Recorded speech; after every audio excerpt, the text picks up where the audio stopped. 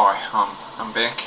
It's been like, I don't know, six days since I, did a last video. Like, it's been a while.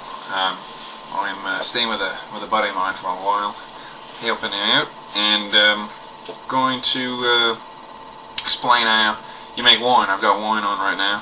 It'll be done for my birthday. I can't wait. I like to do funny accents, so I'm gonna do an accent for you. Maybe it's a little more interesting. I can do a few, so I like this one. It's good.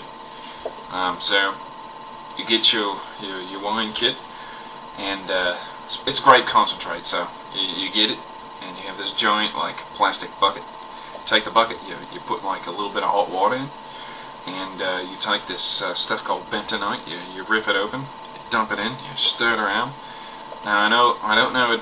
Bentonite is good for your wine because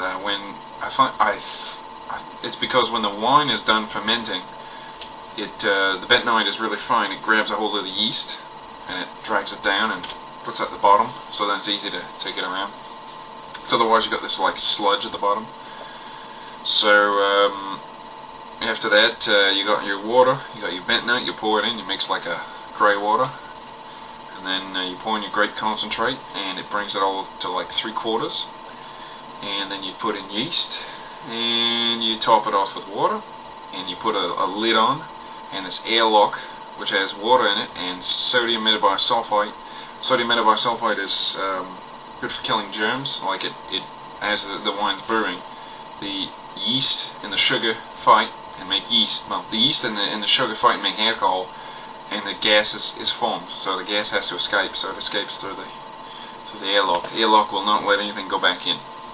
So anyway, you take after you've topped it off with water, you take it, you put it in the back, and it's got to be in a place it's like temperature controlled. You don't want like fluctuations because it'll fuck up your wine. So what happens is different wines have like different like alcohol. Well, no, they're different flavors. So like you get a really dry wine or a not so dry wine. It depends. Like mostly the reds are extremely dry, but there's a lot of tasty reds. There's also like most whites are typically not dry, but there are also dry whites. So depending on how you want it, you can say any kit you get, you can ask to have it made so it's like a little bit more dry, a little bit more that type of thing. So you check on this thing. You take a little sample of the wine and you put this floating thingamabobber in. It goes up and down. It lets you know, depending on how it stops, it lets you know how much alcohol is in it. And generally, it's between here and here. Like you gotta make sure it doesn't go too far. So when your wine's got enough alcohol, I don't even remember what it's called, but you put this other shit in, and it stops the yeast. It makes the alcohol production stop. So because if it gets too high, your wine's gonna taste like shit. So after that, I don't know if it's after that, before that, it gets filtered as well. So you take your big plastic bucket, and you have this machine that sucks it, all the wine in, and it's got 3 filters. It filters all the wine, gets in a new plastic carboy. Most of the sludge at the bottom stays with the big plastic bucket. So then after that, usually 30 days are going by.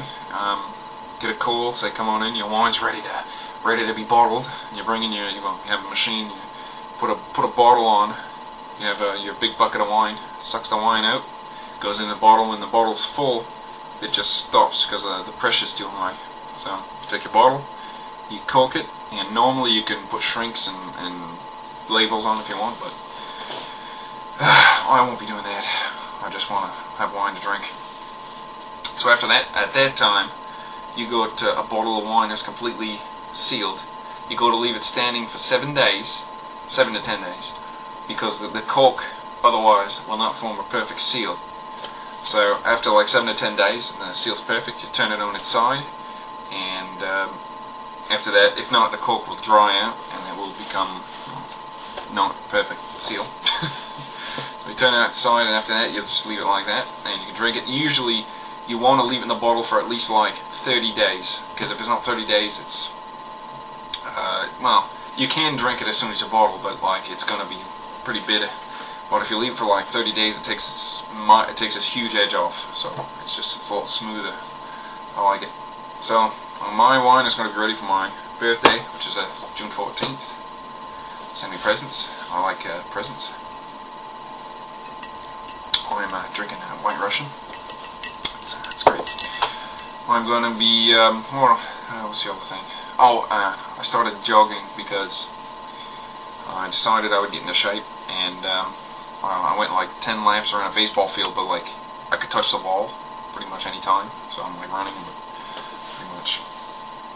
So I did like 10 laps, which I figure is like 4 kilometers. So I'm like running pretty fast. It's great. That's about it for now.